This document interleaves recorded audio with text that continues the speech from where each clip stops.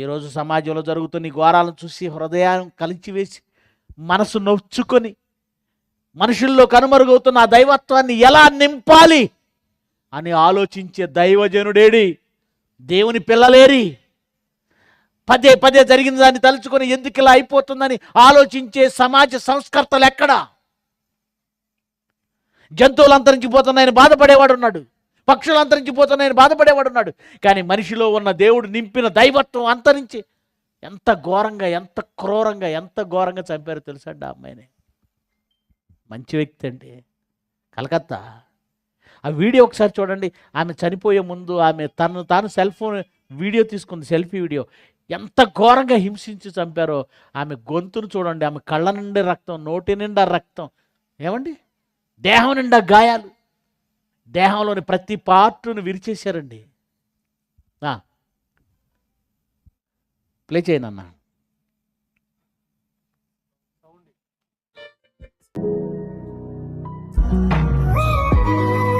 మెడ దగ్గర చూశారు.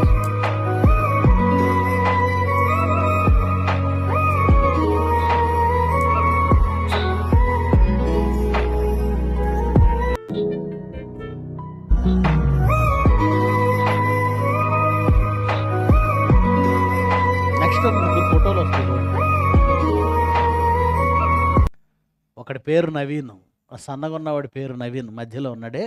ఈ పక్కన ఉన్నవాడు హరిహర కృష్ణ, ఆ పక్కన ఉన్న ఆవిడ అందాల రాశి, చెంచా కండలేదు.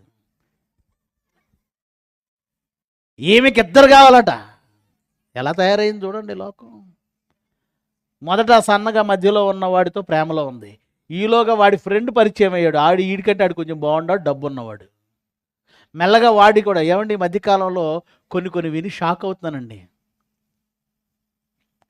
బ్రేకప్ అని నా చిన్నప్పుడు తెలియ, ఆ పదవే వాడలేదండి ఎవరు. ఇప్పుడేంటి బ్రేకప్, బెంచ్ మేటో ఏదో, మొత్తానికి ఏదో ఇది చెప్పారండి, నేను మార్నింగే చూశాను. బెంచ్ మేటో, బెంచ్ ఏదో సంథింగ్. ఏంటంటే ఆ సోషల్ యాక్టివిస్ట్ చెప్తున్నాడు, బెంచ్ మేట్ అంటే ఏం లేదట, ఒకరిని ప్రేమిస్తూ ఉంటుందట, ఇంకొకరిని బెంచ్ మీద అలాగా ఏంటట స్టాండ్ బైలో ఉంచుకుంటుందట. ఇదేంటి సమాజం ఎలా తయారైంది? ఒకరినేమో లవ్లో ఉంటుందట, ఇంకొకరిని ఆఫర్లో పెట్టుకుంటుందట. ఏంటండి ఇదంతా నాకు అర్థం కాదు. ఇప్పుడు అమ్మాయి అదే చేసింది. ఈ వ్యవహారం మొదటి వాడికి అర్థమైంది. సంథింగ్ వాళ్ళిద్దరేదో, మా ఫ్రెండ్ అను ఆ అమ్మాయి మొత్తానికి మళ్ళీ రిలేషన్లోకి వెళ్తుందని అర్థమే నిలదీశాడు. అప్పుడు ఈ అమ్మాయి ఏం చేసిందంటే, లేదు మీ ఫ్రెండే నన్ను బలవంతం చేస్తున్నాడు అని మాట మార్చింది. వాళ్ళిద్దరి మధ్య గొడవ పెట్టింది. ఒకరోజు ఈ హరిహర కృష్ణ అనేవాడు ఈ నవీన్ అనేవాడిని ఒక చోటుకి తీసుకెళ్ళి, అమ్మాయి మాట్లాడింది. హరిహర కృష్ణ అంటే అది కొంచెం బొద్దుగా ఉన్నాడు చూడండి, ఆ చివర రెడ్ టీ షర్ట్ వాడు. వాళ్ళిద్దరిలో ఎవరికి సరైన మీసాలు లేవు, 19 ఏళ్ళ కంటే ఎక్కువ ఉండే వాళ్ళకి. వాడితో మాట్లాడింది, ఎలాగైనా ఈ నవీన్ అనేవాడి పీడ మనం వదిలించుకోవాలి, మనం వదిలించుకుందాం, మన ఇద్దరం హాయిగా ఉండాలంటే వాడు లేకుండా పోవాలి. ఒకరోజు వాడిని తీసుకెళ్ళి ఫుల్గా తాగించేసి ఒక కత్తి కొనుక్కొని వెళ్ళాడట. వారం రోజుల ముందే కొనుక్కున్నాడట కత్తి. వాడి ప్రిపరేషన్ చూడండి. పేక కోసాడట, కళ్ళు బయటికి తీసాడట, నాలుక కోసాడట. తర్వాత ఈ గుండె బయటికి తీయాలంటే రిబ్స్ అంటే ఈ ప్రక్కటెముకలు ఉంటాయి చూసారా, డాక్టర్లే ఒక మిషన్తో కోస్తారండి. ఈ ఎముకలు కోయాలంటే చాలా కష్టం. కానీ వాడు ఆ ఎముకలు విరిచి లోపల ఉన్న గుండెను బయటికి తీసి వేళ్ళు కోసాడట, గుండెను కోసాడట, కళ్ళు తీసాడట, పెదవులు తీసాడట, నాలుక తీసాడట. విడివిడిగా సెల్ ఫోన్ ఫోటో తీస్తున్నాడట. ఫోటో తీసి వాట్సాప్లో అమ్మాయికి పెడుతున్నాడట. నిన్ను ముద్దు పెట్టుకున్న పెదవులు ఇవే కదా, ఇదిగో కోసేసాను అంటే అబ్బా అమ్మాయి శభాష్ వెరీ గుడ్ అని ఇమోజీలు పెడుతుందట. ఎలా శభాష్, ఇదిగో నిన్ను ప్రేమించానని చెప్పిన గుండెదే కదా, గుండె తీసేసా అని గుండెని తీసి ఫోటో తీసి అమ్మాయికి వాట్సాప్ పెట్టేస్తున్నాడట. ఇదిగో ఈ కళ్ళే కదా నిన్ను చూసి, కళ్ళు తీసేసా. అలా ముక్కలుగా చేసి ఒక్కొక్క ముక్క ఒక్కొక్క చోట విసిరి, తల ఒక చోట, మొండెం ఒక చోట.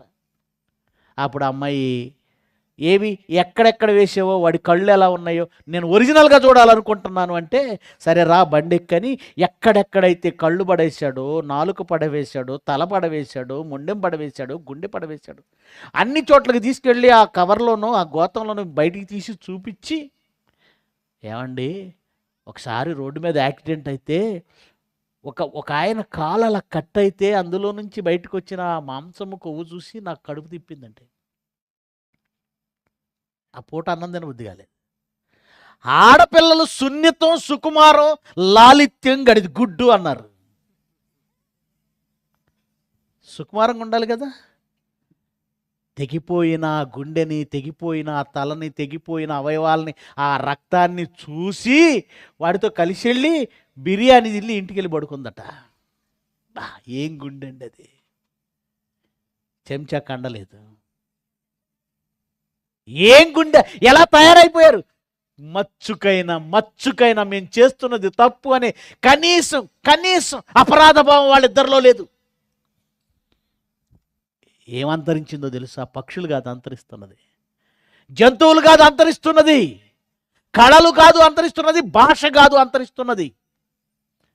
మనుషులలో దైవత్వం, దేవుని తత్వం, ప్రేమ ఏంటండి? ఆ క్రూరత్వం ఏంటి? ఆ రాక్షసత్వం ఏంటి? ఎందుకు అలా అయిపోయారు? ఏమైపోయారండి? ఒక ఆయన పాట రాశాడులేండి, మీ తెలంగాణ ఆయనే. మాయమైపోతున్నాడమ్మా. ఎవరు? మనిషి కాదు, దైవం. మాయమైపోతున్నాడమ్మా మనిషి, మచ్చుకైనా కానరాడట. ఎవరండి ఆయన? సింగరు రాజేష్కి తెలుసు. కాదండి, తెలంగాణ ఆయన. పాట బాగుంది, కానీ మాయమైపోతున్నాడు. మనిషి కాదు, దైవం.